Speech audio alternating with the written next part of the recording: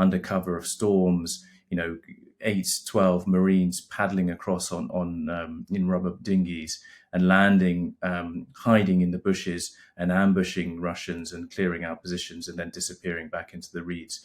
And this is going on daily. The Russians are trying to land on the islands. They're trying to build up what could be used as a bridgehead to retake Kherson, which is still one of Putin's ambitions, as he believes Kherson is now part of Russia, having claimed to annex it. So he's still got those territorial ambitions. And the Russian aim is to build up forces on the islands of the Dnipro Delta in order to be able to then cross onto the Ukrainian-held bank. Hello and welcome to Frontline with me, Philip Ingram. Now today on day, I think it's 1,333 of Vladimir Putin's 10-day special military operation or full-scale invasion of Ukraine, we're very privileged to be talking to Maxim Tucker again. Now Maxim was the Kyiv correspondent for the Times between 2014 and 2017. You're now an editor at the Foreign Desk, and you've frequently reported from the front lines of the war in Ukraine since the full-scale invasion, and you're a regular on Times Radio Frontline. Maxim, welcome back to Frontline. Thanks for having me again. Everything, all the talk at the moment is about this phone call that happened between Trump and Putin yesterday. What are your thoughts? Well, I mean, it's another effort by Trump to bring Putin back to the peace table, which is something that I think we can all get behind. The way that Trump is doing it, however, he is just kind of bringing Putin back onto the world stage. He's lifting this pariah status that Putin had, and he's challenging the isolation of Russia, really. It's all talk at the moment. There are no meaningful actions really against the Russians, and that's been the consistent theme of his presidency.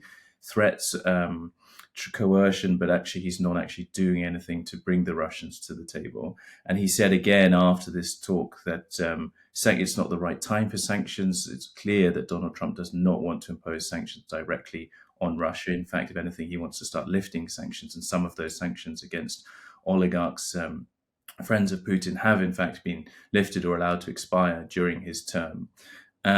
So I feel like this is more of the same. This is again a kind of a matey chat with Putin as set up for a talk in Budapest, perhaps another way to push Zelensky into agreeing some unfavorable peace settlement that will obviously be short term. He also said that he asked Putin's opinion on sending Tomahawks, which is a very strange thing yes, to do. I mean, I laughed at that whenever I saw it. Would you like me to send lots of missiles that are going to destroy lots of your infrastructure? Yeah, it's a very deferential tone that he takes to Putin that he does not take to other world leaders, which we've seen, recently him on the stage kind of calling out leaders by name and getting them to look awkward. Keir Starmer particularly looking awkward in that situation, calling Giorgia Meloni beautiful. But with Putin, he's totally different. He takes a very deferential approach. Well, it's interesting. Do you think Putin, the wily old former intelligence officer, is actually playing Trump? And do you think Putin's going to be emboldened after this phone call, which will then set the conditions for this meeting in Budapest? It'll be interesting to see what comes out of that. Well, I think for Putin, it'll be fantastic for him to be able to set foot in Europe again, to meet Trump on the kind of EU soil. It will be a great boon to him to do that. So I think, he's going to be feeling very confident, very looking forward to it. Trump has been consistently compromised by Russian money throughout the decade. There's no getting away from the fact that his businesses have been kept afloat by Russian money year after year, bankruptcy crisis after bankruptcy crisis. And just because he called that a Russian hoax doesn't mean that any of that has gone away. And I think that is one of the reasons that we see him so keen to avoid sanctions or further sanctions and try and lift sanctions, because that money from Russia goes into his business, which continues to be run by his family. Yeah, well, that's fascinating. Now, the real reason why I wanted to talk to you this morning was you've just had a fascinating article published in the Times, which was titled "Ukrainian Marines Fighting Like Phantoms in the Night." And this is all about a battle that's going on around and has been going on ever since the start of the full-scale invasion around the Dnipro Delta, which is something that we don't hear much about. Do you want to give us some of the insights that you managed to bring out? Yeah, we don't hear so much about it because it's very cloak and dagger. As I said, it's very in the article. It's conducted by stealth. They don't want people knowing much about the details of their operation. And the fighting is not the same as it is in the Donbass, where it's big artillery duels and advances en masse and trying to kind of force breakthroughs. It's landing on islands in the thick of night, under cover of storms, 8, 12 Marines paddling across on in rubber dinghies and landing, hiding in the bushes and ambushing Russians and clearing out positions and then disappearing back into the reeds. And this is going on daily. The Russians are trying to land on the islands. They're trying to build up what could be used as a bridgehead to retake Kherson, which is still one of Putin's ambitions, as he believes Kherson is now part of Russia, having claimed to annex it. So he's still got those territorial ambitions. And the Russian aim is to build up forces on the islands of the Dnipro Delta in order to be able to then cross onto the Ukrainian-held bank. And the Ukrainians have tried this on the other side. They tried to land in Krinky to kind of support their counteroffensive, which ended very badly for them. So, give those that are watching this and listening to it a flavour for just how big the Dnipro Delta is and how significant it is from a strategic perspective in the conflict. Yeah, so the Dnipro is an enormous body of water. At some points it's a kilometre to 2 kilometres across. Some of that has been made even wider because of the blowing up of the Novakhovka Dam. So it's wider but shallower. It's really difficult terrain to fight in. It's very swampy, marshy. There's lots of mosquitoes in the summer and in the autumn. And there's a lot of animals going around there as well. So some of these Marines were talking about when they're trying to hide in the bushes and creep up on the Russians, they get startled by a goat or a deer that just kind of bursts away from them. And a lot of it is trying to land on these islands unseen and then hold that territory and stay there, keep it occupied while Russian drones are buzzing in the air above you, and to stop the Russians getting a foothold and to observe what the Russians are doing. And the Russians apparently are trying to make daily landings on these islands. There are dozens of these islands of different sizes. Some are very, very large and a few kilometers wide. Some are much smaller, and all of them are being contested. And it's a very difficult battle to fight because you can't afford to be spotted because you can't really dig in. A lot of the cottages there were a lot of kind of country dachas that were on these islands. They've been destroyed by floodwaters or destroyed by fighting.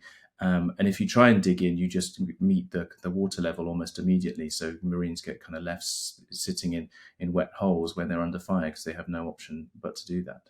But this is very much a traditional commando and special forces battle. Are you seeing equal troops on both sides? The Ukrainians are putting some of their best trained commandos into dealing with this. Are the Russians doing the same, or are the Russians using the conscripts that we see further up on the traditional front line in the east? The Russians have their Marines there as well. They're people who have experience using boats, but obviously Russians' forces and the Marines particularly have been very heavily affected by this war. They've taken a lot of casualties. So some of these soldiers will be new contract soldiers, not conscripts per se, but people who signed up recently or have been mobilized as part of these mobilization waves that Putin keeps announcing. So there are some experienced troops going up against the Ukrainian Marines. The Ukrainian Marines, a lot of these have been trained in Britain. Some of them have been trained by the Royal Navy Marines. And they've been better used to working with boats than the kind of other infantry.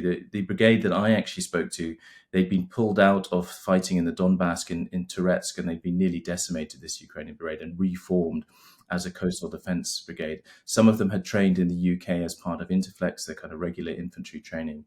And they're going to have more training as part of the kind of Marine Corps as they kind of step up and go from being basically an infantry brigade into being a full Marine brigade. Mm-hmm. Did you manage to get an impression from any of them as to what they thought of Operation Interflex and whether it gave them the basics that they needed to then build on? So it was very interesting. I think a lot of people have a lot of different views about the UK training. A lot of them say it's very good for this kind of basic, the first aid, the hostile environment, getting used to digging in, getting used to taking cover, moving in small groups and things like this. but a lot also saying it's outdated in that it doesn't account for the use of drones in the way that we see on the modern battlefield. And maybe that's something that a lot of these Marines have been trained, a year, 2 years ago. Maybe that's something that's being updated. I'm sure it's something that's being considered as how drones are just prevalent on the battlefield and guiding everyone. But they didn't feel that they had been trained as to how to take cover from drones. And actually, they had a lot that they would be able to share with their British counterparts now. But I think one of the really important things from this is the sense of support that they get by going to a European country, by going to the UK, and feeling that there's a camaraderie. And a lot of them remember their instructors. They have fond memories of these instructors and the jokes they used to make, and how they got on there. And I think that stays with them, and that gives them a kind of a sense of moral support in the most difficult times that they face. Yeah, no, it's fascinating. I don't think the British military doesn't have any experience of fighting in the drone environment that the Ukrainians have got. So it would be very difficult to bring that in a realistic way into any of the training that's there. And this is something that NATO nations will learn from Ukraine. But you talk of drones again in your article. You bring out and describe very well the utility of the Barracuda unmanned surface vehicle. And again, whenever we talk of drones, everyone automatically thinks of the little flying drones that there are. But the Ukrainians have made real inroads with surface drones, maritime drones, and for a nation with no navy, they've managed to sink or confine to port one of the largest navies, if not the largest navy in the Black Sea fleet. Give us a bit of an insight as to what you were picking up from Ukrainians on Barracuda and other surface drones. Yeah, absolutely. So what you allude to there is the success of the Magura drones that have been used in the Black Sea to just astonishing success, and really showing how big, powerful navies can be reduced to insignificance by cheap but powerful drones that are used as kamikaze, ferrying in explosives to hit them. And they have destroyed a third of Russia's Black Sea fleet, and as you say, confined the rest to ports in Russia, and really kind of taken the wind out of their sails in that regard. And Ukraine is now realizing that those can also be useful on the Dnipro River as well. And more and more people in the Ukrainian armed forces are people with IT backgrounds, they've got the IT engineers, they can put things together remarkably well. And the guys from this unit, they were kind of actually ordinary Marines, but they'd come up with ways to kind of save their own lives, essentially, and developing these unmanned boats, which they had support actually from Britain in developing. They had some British components in there. 15% of these boats, they say, were British. But it's essentially a fast, remote-controlled speedboat, very fast, 95 kilometers an hour, which can either ferry in supplies to people, evacuate wounded, or have a machine gun mounted on top of it, remote controlled as well, which can strafe the kind of Russian held islands, anti-tank grenade launchers, with guided munitions on them, which can also attack the Russians, or just be simply used as a big kamikaze boat, which goes in and takes out the Russians. And they say they started these with just a kind of attaching remote control outfits to kind of really basic old Soviet era boats and just running them into Russian loading points and blowing them up. And they've had great success with doing that. And now they've developed them into these things that can actually effectively patrol the Dnipro. They're very difficult to hit by Russian FPV drones, because they have electronic warfare equipment, and they're very fast and nimble and can maneuver very quickly. And they're having great success with these. Innovation is one of the things that has come to the forefront of the conflict in Ukraine. It's also something that, if you go back through, every conflict has been central to it. The military that innovates faster than the other military tends to get the edge. Do you think the Ukrainians have managed to get an edge here? Well, it's very difficult because Russia is obviously a sophisticated nation state that is capable, even if it's not innovating, is very capable of copying very quickly. And copying and then expanding its scale. And what we see is that the Ukrainian approach is to have lots of different innovations and kind of allow them to organically develop, and then to see, if there's something that needs to be worth invested in by this government conglomeration called Brave One. The Russian approach is to try and take one thing that they think works well and build that at scale very quickly. And we've seen that with the Shahed, and then modify it. So we've seen that with the Shahed, which is getting better and better as a very basic platform to start with, but just by sheer weight of numbers has been very effective. And they're modifying it to make it more effective, more maneuverable, to detect when things are being fired at it. Um, and fiber optic drones being another one that's been really, really effective for the Russians. And then you see the Ukrainians copying it. Now, with naval drones, they really are two steps behind because they had been relying on the power of their Black Sea fleet and they hadn't really thought about this in the same way.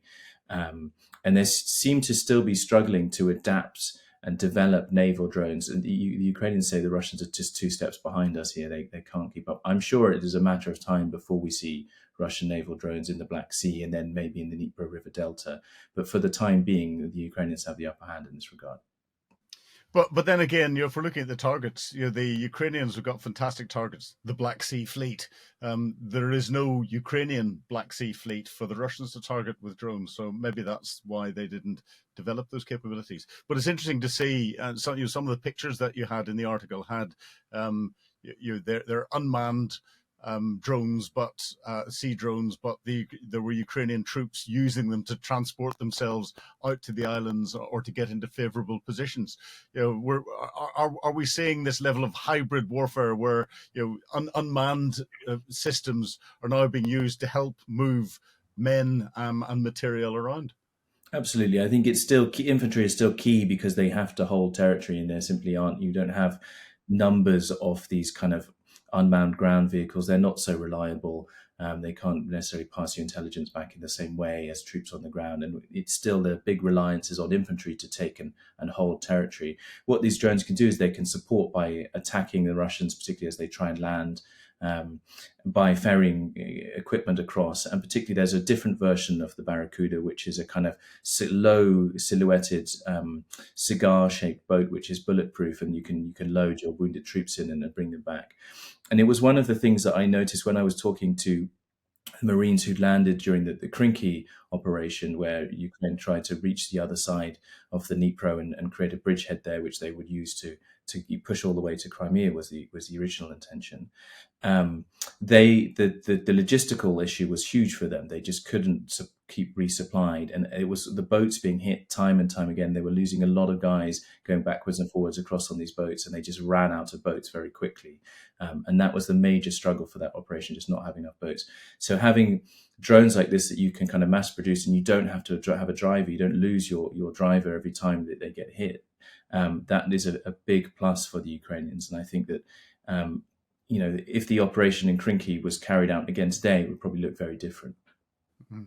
So do you think the Ukrainians have got an ambition to open a bridgehead up and start to try and threaten Crimea from its roots in from the north and to break this land bridge that we've talked about ever since the full-scale invasion between Crimea and Russia? I'm sure that's something they would like to do. I think they're some way away from having the means to do that at the moment. They're definitely on the back foot in most areas of the front line. There are talks of another counteroffensive. Zelensky is supposed to be discussing this with Trump further, but it's very difficult on the ground to see where that would come from, where the reserves would come from to launch such a big operation. And we've seen previously, even with the Kursk operation, a lot of brigades were dedicated to that and it had some success, but it didn't really achieve a very strategic breakthrough. It didn't change the war. And you really need a very large reserve force in order to do that. It's very difficult to see where the Ukrainians would get that from. And when it comes to kind of an amphibious landings, that's an even larger force that's needed. And the logistics are incredibly complicated. So it's difficult to see them crossing there. I mean, I think there are some places where the Russians are stretched thinner in the Donbass. There maybe the Ukrainians could return to some kind of maneuver warfare. We saw around the Dobropilya area how when the Russians advanced too far, they were effectively cut off and attacked in 3 places by the Ukrainians. Now, if the Ukrainians are willing to allow the Russians to make some ground, take some territory, and then attack their flanks and their logistics, they can have success, and that's where they've had successes in the past. But there does seem to be a very serious political signal now that we will not lose any more territory. We cannot accept losing territory. And so you just have the Ukrainians falling back by, fighting, and there's controlled advances, but there are Russian advances all the time. You feel like if the Ukrainians could resign themselves to losing a bit of territory, they might have more success in attacking kind of a stretched Russian line with stretched logistics. Well, the one thing is quite clear, and I think President Zelensky has said this himself, that there's not going to be a decisive victory on the front line with the tactical battles.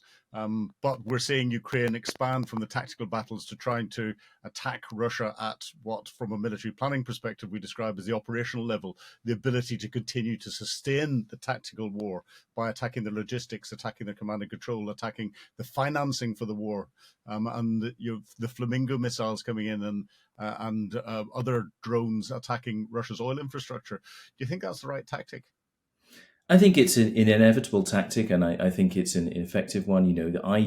I don't see that the Ukrainians have much choice than fighting this war at the moment. There are no reasonable peace deals being offered to them, and even if they were to kind of surrender territory in the Donbass, there's no guarantee that the Russians wouldn't come back and attack them further. So I think they're trying to damage Russia's ability to prosecute this war, make it more painful for Russia.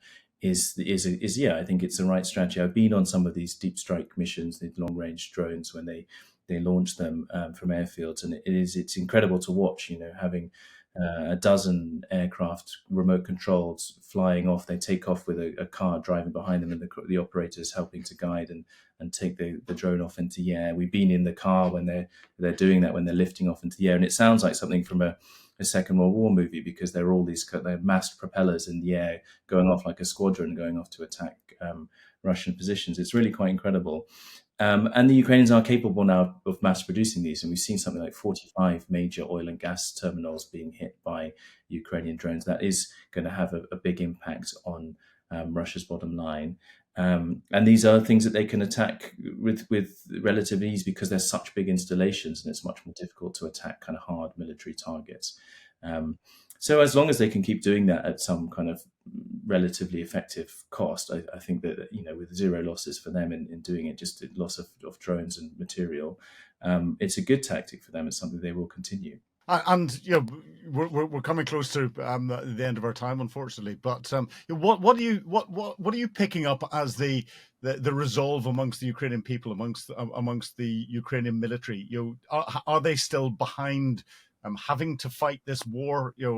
Is morale collapsing, or is it steadfast in their knowledge that they need to deal with the Russians? I think most of the guys who've been fighting for a long time still think we really need to fight this war. We don't have much of a choice. A lot of them obviously feel that it's time for somebody else to have a go. I've been here for 3 years, so. And you really get a huge variety in attitude depending on the unit that you speak to. So there are obviously units made up of primarily young, ideologically motivated people, the Azov Corps or the 3rd Assault Brigade, which is now the 3rd Army Corps. They are highly motivated, and they have reasons to be that. They're looked after better, they get better kit, they have kind of ideological discussions, citizens debates and things like this, which give them a reason for fighting. And then you get other units where they feel like their command doesn't listen to them. They're still given kind of orders which are unrealistic to achieve. So it really does vary from unit to unit. And you do start to get now these kind of the reputations of some units as being effective and some units as not being effective. So that does vary. I mean, sometimes we've met with assault regiments who you get the sense that the guys really don't feel like they want to be there, and they're worried about their future, and they see it as a kind of one-way ticket to be in that kind of assault regiment when they've been conscripted. So how a person gets to the military, how they're treated when they get to the military, where they are on the battlefront obviously is a huge thing. If you're sitting under shell fire for 40 days, that's just exhausting, and then you meet a journalist, the last thing you want to do is sit around and have a chat with them. But some guys, the Southern Front is considered a different kind of front. This war on the Delta Islands, because there's periods of rest, there's periods of going out there, but you're hiding, and it's very tense. But it's not necessarily the same as being hunted by artillery and hunted by drones constantly, and just being under fire all the time. Well, Maxim, your insights as ever are fantastic, and I think you give a real flavour for what's going on the ground. But it's been a real pleasure talking to you today on Times Radio Frontline. Thanks for having me, Philip. You've been watching Frontline with me, Philip Ingram. If you'd like access to exclusive content, please subscribe to Times Radio membership and watch us on YouTube. But you can now get us as a podcast wherever you get your podcasts from. And don't forget, you can also listen to Times Radio for the latest updates on global affairs and read about them at thetimes.com. Thank you.